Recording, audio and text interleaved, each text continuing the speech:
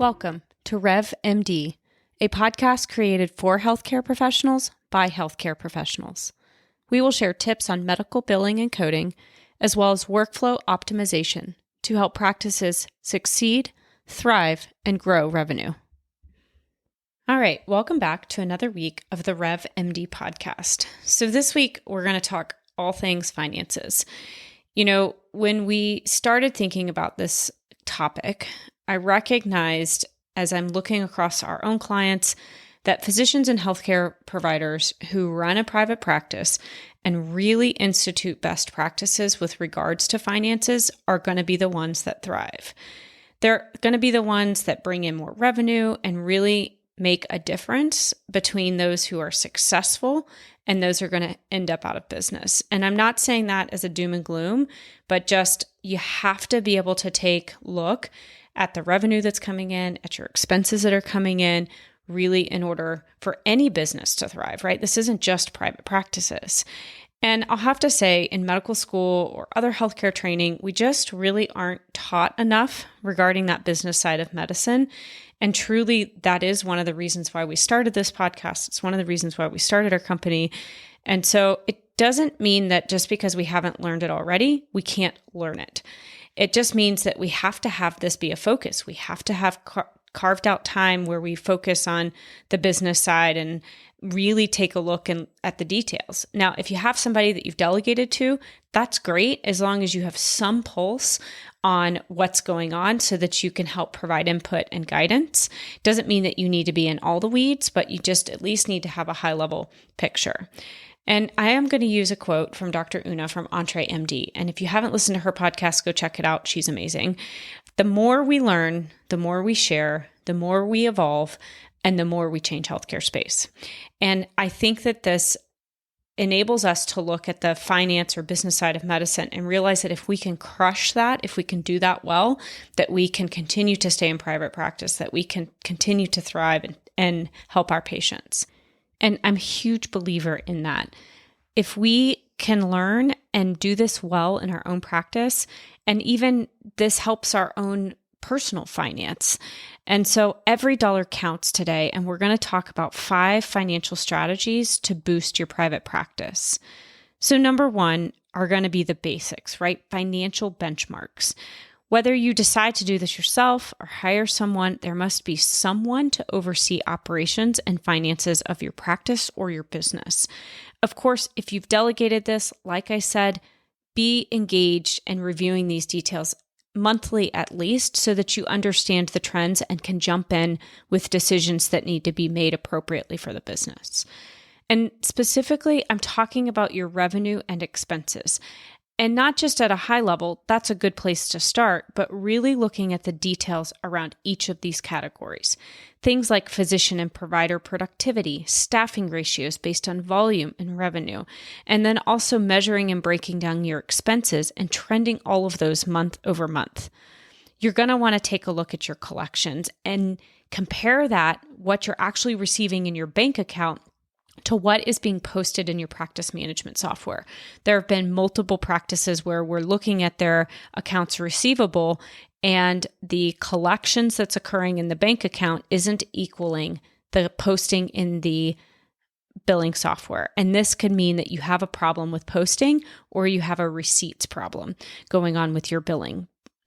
Now, this can also be because of a manual process. And so you really want to make sure as much as possible you're doing as many direct deposits with the payers, that you have those ERAs connected to your billing software so that you don't have any lapses when it comes to a manual process causing an increase in AR and resulting in posting issues. So please make sure that you're taking a look at all of this when it comes to your monthly review. You also want to get down to the physician and provider level when it comes to expenses and revenue. That way, you have some idea of understanding or being able to forecast when people want to take vacation or take a leave of absence. So you really want to understand, again, that revenue and expenses down to that physician or provider level.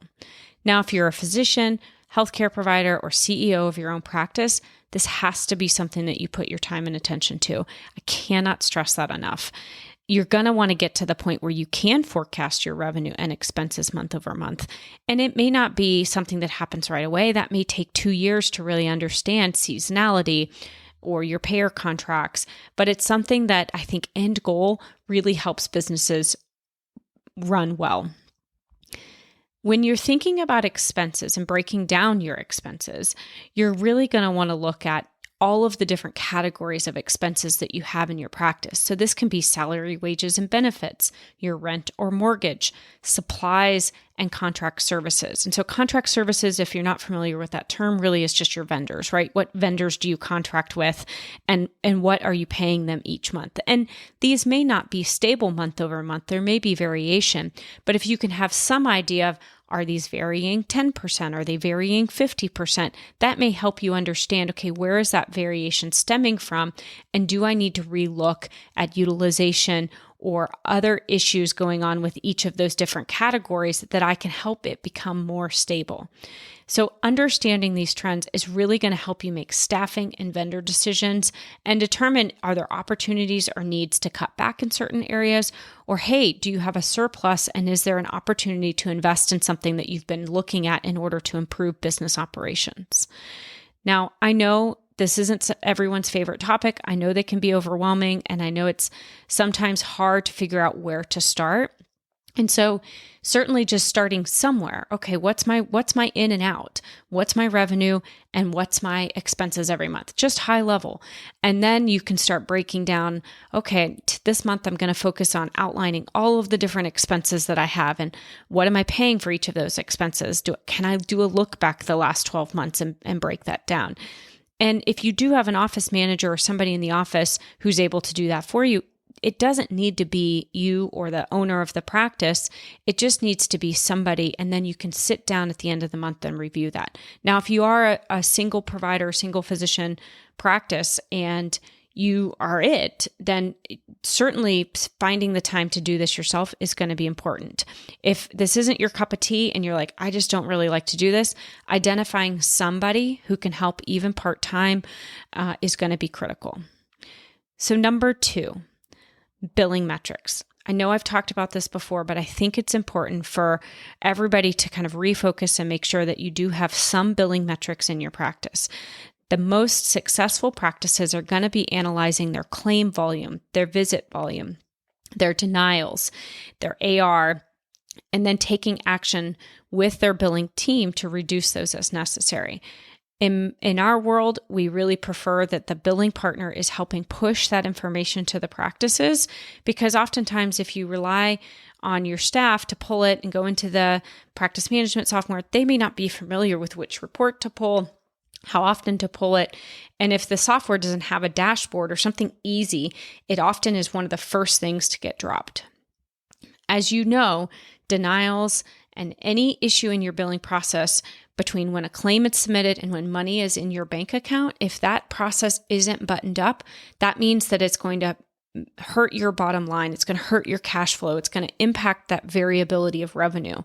And so sometimes even just looking at your denials and your front office process around eligibility and verification can be simple things that really help make sure that you're getting paid on time.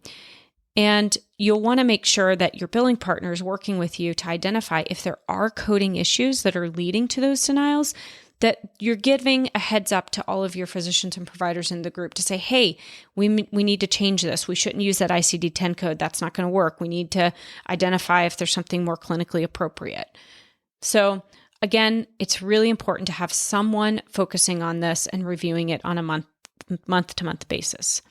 Like I mentioned, you're really going to want to make sure that you're looking at your accounts receivable and understanding which buckets by time they are in. And again, you're going to want to look at the date of service, not date of transaction, but date of service for that AR.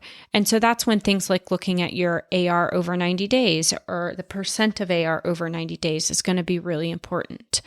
And you'll want to look at your accounts receivable by both patient and insurance payments so you can understand, do you have an issue with patient payments or insurance payments or both? And again, remember, the older your AR is, the harder it is to collect on, especially because of the issues around timely filing.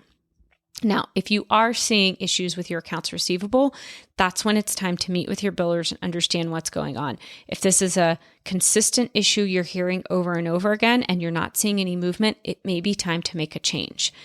And if you're having problems with patient payments, that's really working with your front office staff to make sure all copays, deductibles, and coinsurance are collected up front. No ifs, ands, and buts about it. And if possible, if you can set up a process where you're collecting credit cards to automatically charge patients if a invoice is overdue, that's an even better way to do it. Now, you do have to make sure you're using the right credit card processing system that can hold the credit cards and that you're PCI compliant. There are some rules and regulations around that. And if you need help, I have a patient payment policy you can reach out to at info@nationalrevenueconsulting.com, and I'm happy to send that over to you. So like I mentioned earlier, the other thing with accounts receivable is making sure your billers are posting all of the money that is being received into your bank account. Cannot tell you how many practices we have encountered where both the patient and insurance payments were not being marked as received, even though they were coming into the bank accounts, which makes your AR look really, really large when in reality, the money's in your bank account. And this just creates a lot of mess for your accounts, and it's expensive to get this corrected. So a couple tips: you really want to make sure that as much as possible, you have an automated way to connect patient payments and insurance payments, and that your billers are posting those timely if it's on them to post. So if you have paper EOBs or paper checks or anything like that, that does involve risk to not getting those automated. So where possible, work with the payers, get those electronic deposits put straight into your bank account, get as much automated through your practice management software so your billers have a very easy way to say, hey, we received these payments today. We are going to post these, and it's going to be rock solid.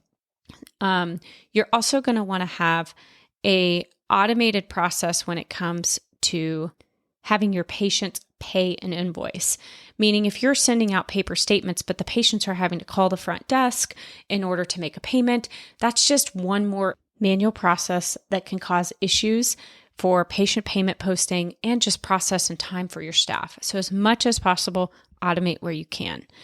As always, the billing department is one of the most important aspects of your business. And if you don't have key metrics that you're monitoring, you could be missing out on revenue. And again, what are we talking about today? Revenue and expenses. The third thing that practices really need to have a pulse on is your payer contracts. Every contract has its own unique details about requirements for prior auths, medical necessity, timely filing, and other details in addition to, of course, the reimbursement agreement. And so it's going to be extremely important that you understand the details around that so that you can avoid any denials or delays. It's very important to keep copies of all of your contracts and make sure when it's time to renegotiate those payment rates or when it's time to re-credential. And so if you have a credentialer that you're working with, please make sure that they're getting copies of those. If you don't have copies of them, start reaching out to each of those payers so that you can figure out how to get copies of those. It is really important to keep them. I know it's a painful process, and it is just one of those things we just have to take control over, and it is critical. Another aspect is to understand what the reimbursements are for non-physician providers and how that is spelled out in your contract. As we've talked about multiple times over the last couple of weeks, we've got incident to billing, we've got shared split billing when it comes to a facility setting. So really understanding that you're using those physicians and providers to the best of their license and having a formula that you can work with from a workflow perspective so that you can understand, okay, when do I have a non-physician provider be the one who's direct billing versus when does it make sense from a workflow or reimbursement standpoint to have them bill under the physician. So again, take a look at these when it comes to your contracts so that you can understand if there's changes needed in your office with how you're billing and how you're providing a workflow. Number 4, patient communication. And I talk about this because this has an impact on your revenue. And I don't want it to be something that we overlook. When it comes to patient communication, it is critical because it can be a crucial factor in whether or not you're getting enough follow-up visits. Are those patients getting to their appointments on time? How many no-shows do you have? As well as patient satisfaction. All of those things lead to the success within your practice. And so patient communication is an important area that I don't want us to overlook. Everything from the registration process, the forms that they need to fill out, how they're filling out those forms, and when they're filling out those forms, to helping patients understand the payments that they're going to have to be responsible for and when they're going to be paying those. Like I mentioned earlier, a solid patient payment policy is going to be critical for your success, so you're collecting as much as you can up front after you've done eligibility and verification of what those payments should be for each of those patients, but then also having them understand that what happens when they get an invoice, how do they pay that invoice, and making that all as seamless as possible. And if you are able to train and incentivize your front office staff to collect those patient payments up front, that's only going to continue to keep that patient AR down and help make it simple as you send out patient statements. I certainly recommend that you're training staff in those best practices that you are setting up for your practice, so that everybody's on the same page. Even better if you can create a policy around this or a training video for new staff, because we all recognize that that can be an area in the office where there is high turnover. The other thing regarding patient communication has to do with invoices. And I kind of touched on this, but when you send out a patient invoices, what is the patient payment options that they have? Is it easy? Do they have to call the front office, which is not easy? Do you have a link attached to your website that they can just go to and pay? Is there a text mechanism?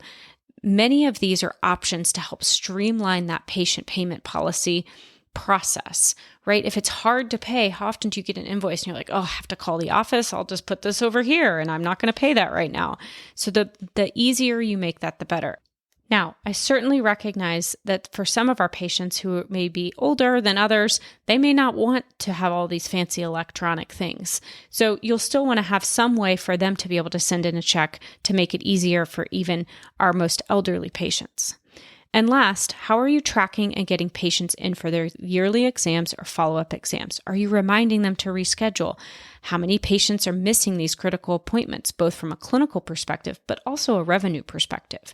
And is there a process by which you can help remind the patients, but without having these manual phone calls that your front office is having to do?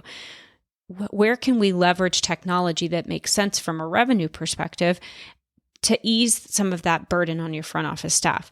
And that's where, as you know, if you understand your expenses, if you understand the data around how many patients are missing these, then you can really understand, okay, how much revenue am I potentially missing?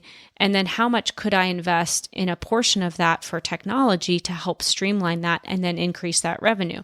And so if you're tracking all of these things, it makes it easier to make business decisions so that you know, okay, now it's time to invest in some software, or gosh, you know, what's working is doing well, so therefore we're not going to change anything.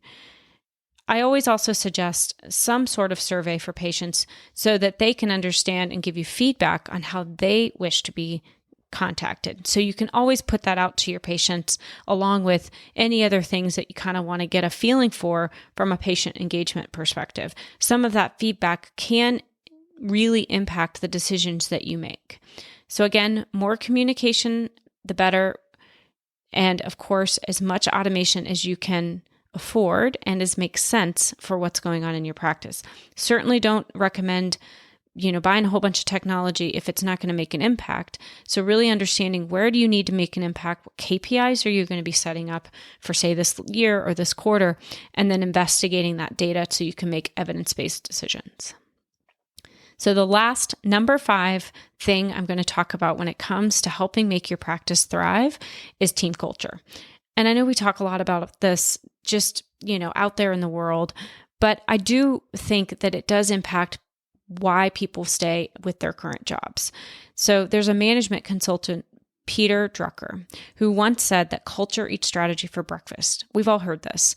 So a practice, we can have the best strategy, but if the culture doesn't align, then retaining key employees is going to be difficult. And I know keeping employees is so hard these days. We're seeing it in the hospitals, we're seeing it in practices. And so whatever we can do to really spend the time to set up, a high quality mission statement, a vision statement, making sure that everybody understands the values for the office that you've set forth. And then doing this with both your leadership team and engaging even your most junior staff so that you can make sure everybody's on the same page when it comes to customer service and activities in your office. Patients really do pick up on this, and you're going to want to have an environment that both your staff and your patients want to be a part of. Everyone knows when staff are unhappy, you're going to see, issues when it comes to patient care and patient customer service. So if you know your financial picture, you can also try and reward through commission or bonuses for patient engagement or financial performance. So an example of this is if you can track the data regarding copays and deductibles or coinsurance, you can set a target in terms of if the front office collects X%, then there can be a reward for this. Again, it's about giving that extra oomph to make people really understand the importance of why we're doing it and help them share in that reward system.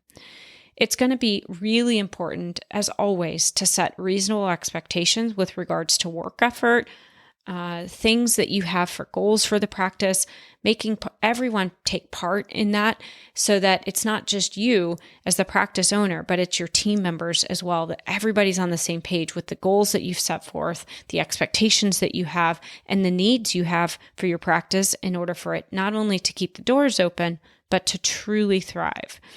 As you all know, employees really do become disengaged when they don't understand what the goals are, when they don't understand how they're contributing to the success of the organization. And disengagement is where you're going to see poor relationships. We're going to see that trickle down into the patient-customer experience. So it's going to be important to make sure that your employees, your leadership are all properly trained, that you have SOPs where it makes sense, and everyone understands what their role is in terms of contributing to the organization or the practice that you've built. Positive culture in the office is going to help with patient satisfaction as well as employee satisfaction, which is all going to lead to improved revenue. All right, last thing. So I'm going to review the top 5 things that we talked about today that really can impact your practice. Financial benchmarks, billing metrics, payer contracts, communication both with your patients and in your office, and team culture. And if you walk away with anything today, I ask that you guys all go sit down. If you're not tracking today your revenue expenses, start there. Just get a high-level understanding and then start breaking down each of those sections over time. Even the best practices necessarily aren't doing all of these things super well. So there's always room for improvement. There's room for improvement in any business. However, if you have focus on these areas and then really work on, okay, what's the biggest financial return first? So looking at productivity, accounts receivable, expenses, and benchmark those as a starting point, then you can kind of get on track and start understanding what a budget needs to be for the office and then tracking that over time so you can understand trends that are going on. Now, once those habits of tracking and analyzing the data kind of get set in stone, then it becomes easier to start identifying, okay, where do I have issues? Where do I have opportunities? How can I start setting KPIs to those? So a practice really of any size can accomplish this, and it doesn't necessarily require consultants or outside help to do it or to do it well, but you have to start somewhere. If this isn't your cup of tea, if you're like, hey, I don't want to have anything to do with it, find somebody who can look at this for you so that you know at the end of the day, someone is watching over this. And if possible, you sit down with that person once a month and you review it. I think these are absolutely critical points for any private practice. Now, for struggling practices, you're really going to want to start to focus on 1 or 2 items so that you can start understanding, okay, how can I start making some changes and recapturing the revenue or decreasing the expenses where I need to. Successful practice leaders know how critical it is to set aside and dedicate time to paying attention to these numbers.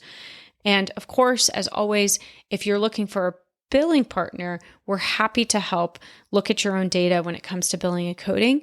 So you can certainly reach out on our website, www.nationalrevenueconsulting.com.